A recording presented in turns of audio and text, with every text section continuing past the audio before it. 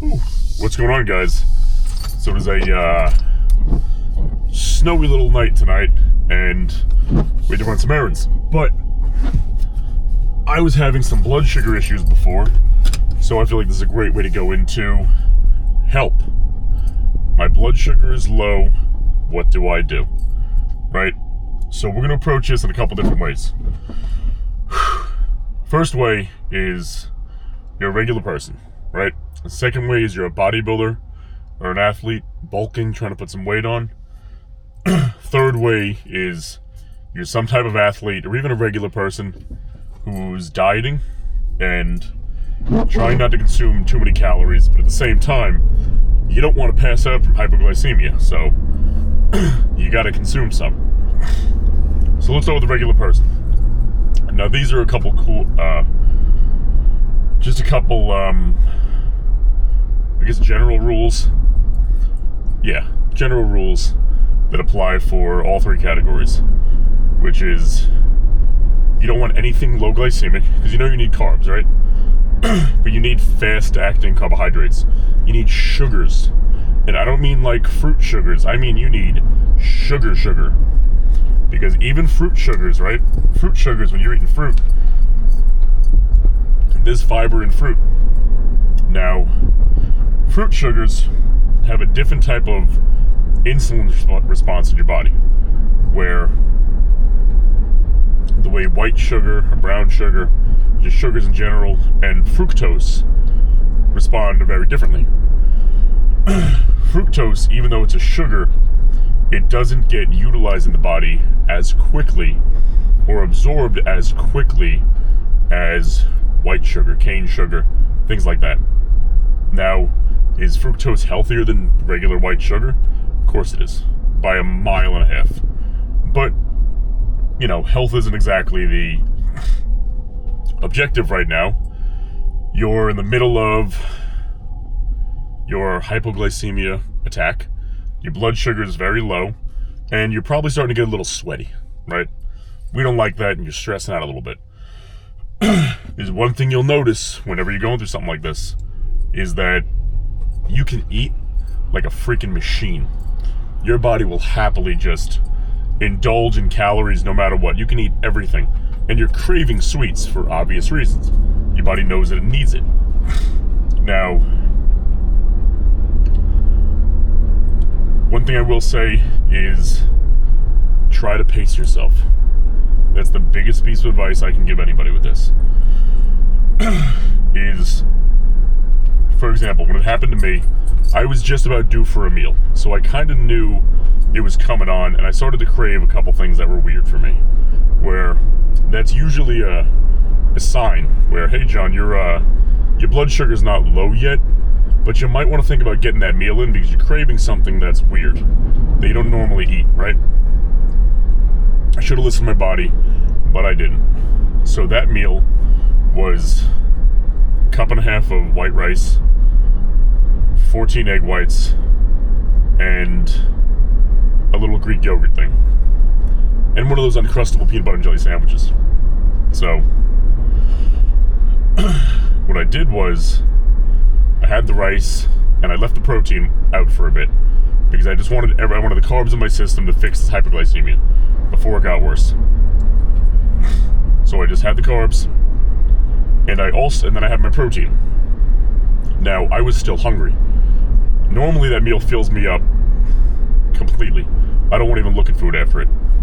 But because of the low blood sugar and because of the hypoglycemia, my body was like, dude, you gotta keep eating.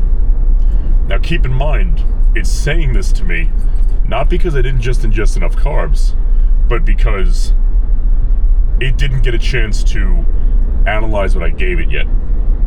You know, those carbohydrates, that glycogen, that ATP, didn't get a chance to go into my bloodstream yet. So my body's still yearning for carbohydrates, saying, dude, you gotta eat, you gotta eat, you gotta eat. But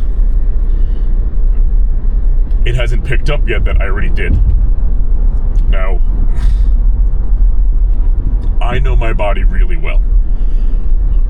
So I knew how long it would take and what would be necessary to get me back to normal. But sometimes I still overdo it a little bit. Now, I knew the white rice and everything would be okay, but I knew I wanted to leave the house soon because I had somewhere to go, so I wanted to fix the problem a little faster. So I ate, on top of that meal, I had 15 Oreos, which is about a sleeve and change, right? And of course, when you have Oreos, I never eat them. They're literally like emergency Oreos for me, in case this happens. Of course, you gotta dunk them in milk. So I had Oreos dunked in milk, about 15 of them, which is another 150 grams of carbs. Pretty much all sugar. But what's funny was when I got to the 12th Oreo, I knew, I'm good. But I had the other 3 out already. I'm like, but these things taste pretty good. Now for me, I'm a bodybuilder trying to put weight on. So for me to have an extra 3 Oreos, or rather, 12 of them to begin with, that wasn't a good idea, buddy. He almost hit me. He was trying to get around me to get to the turning lane, which is red, and he's not going to make it anyway because the straightaway goes next. So I don't know what he's trying to do. But people are funny, right? Anyway, yeah, that's good. Those last 3 Oreos did me in. So afterwards, if you guys have followed my channel for a little bit, you know that I've been dealing with some nausea issues for a long time. And I've been trying to figure it out, and I'm pretty sure I did figure it out. But now when I overindulge like that, it doesn't help. So I got a little nauseous, and I was kind of just sitting there questioning my choices, but I knew what happened. And I knew I just had to sit there and be calm, it would be alright. And just kind of veg out for, honestly, about a half hour. I sat down, just kind of scrolled through social media a little bit, didn't do any work. I popped the Zinni because nicotine does help with nausea, so that's nice to do. Nothing crazy, 3 milligrams, but the benefits of nicotine are wild, and I go into it all the time with you guys. Not smoking, not vaping, but like little pouches or something helps out a lot without getting into the negative ramifications of the other nicotine distribution ways, if you will. But this isn't a nicotine video, this is a blood sugar video. So, if your blood sugar is bad, nicotine, lastly, will also help regulate your blood sugar, because it sort of fills the gap of where it's looking for that sugar, and it'll stop the production of your insulin. Not 100%, but it significantly slows it down. And I have to put my window defroster on because it's snowing and it's getting a little frosty up there. But that's enough about nicotine. So the biggest rule I'm going to say to you guys is don't overindulge. Let your body have a chance to figure itself out. Now, the average person rule and the bodybuilder bulking rule kind of go hand in hand, because the average person doesn't really care if they're gaining a little weight or what else is going on, right? They're just trying to not pass out, which I'm all for that. But now, let's say you go hypoglycemic and you're dieting, and you're not looking to destroy your diet. Archer, baby, what's going on, pal? This is where your best friend is going to come into play, which is fruit juice. More in particular, regular, old-fashioned grape juice, right? The standard Welch's grape juice, no plus vitamin D, plus vitamin C, none of the low sugar versions, anything like that. Just good old-fashioned grape juice. What happens is, per every 8 ounces of it, grape juice is the most sugar-dense juice there is. Meaning that there's not other things, A, that's going to take up stomach capacity, but B, it's going to hit you the hardest without any dilution happening. So you're going to absorb that sugar.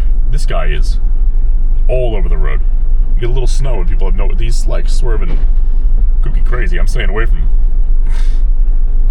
But you get the densest amount of sugar consumption, responding the quickest, while realistically being the lowest amount of calories. So if you're going through something like this and you're dieting, depending how bad it is, what I would recommend you do is just have like 8 ounces of grape juice. Just start with that. Get about 3/4 of it down right away. Just get it in you. And the rest of it, just kind of sip as your body continues to crave sugar, right? If you need to repeat the process, repeat the process. But you're trying to mitigate this issue as, let's say, as cheap as possible, right? Calorically speaking. Because let's just say you're a bikini girl or something, right? Or a really, really skinny girl still trying to lose a little bit of weight. An extra 50 grams of carbs might be what you're eating for the day. And now you just doubled it up. So that, it can mess you up something fierce. But to be honest, those are the biggest things. Now, if you're a bodybuilder, right? A competitive bodybuilder, and you're somebody who's using insulin as an anabolic, something you can do to help you out a lot is take your growth hormone with your insulin. It's still going to allow the insulin to do what it's supposed to do and shuttle more nutrients into the muscle, right? While simultaneously, growth hormone reduces your body's ability to have insulin sort of aggressively attacking your blood sugar. It regulates your insulin levels, right? So when you're dealing with all of this, and if you're a bodybuilder who sees, hey, this kind of happens to me a little more frequent than I would like, try taking your insulin with your growth. And it might, might help you out at least a little bit. These little tips and tricks go a long way. But on that note, guys, help on having a blood sugar attack, you're all taken care of. And this is a new camera, so I hope you heard me well. And this is the night vision mode, so I hope you can see me well too. Have a great day, guys. Stay safe.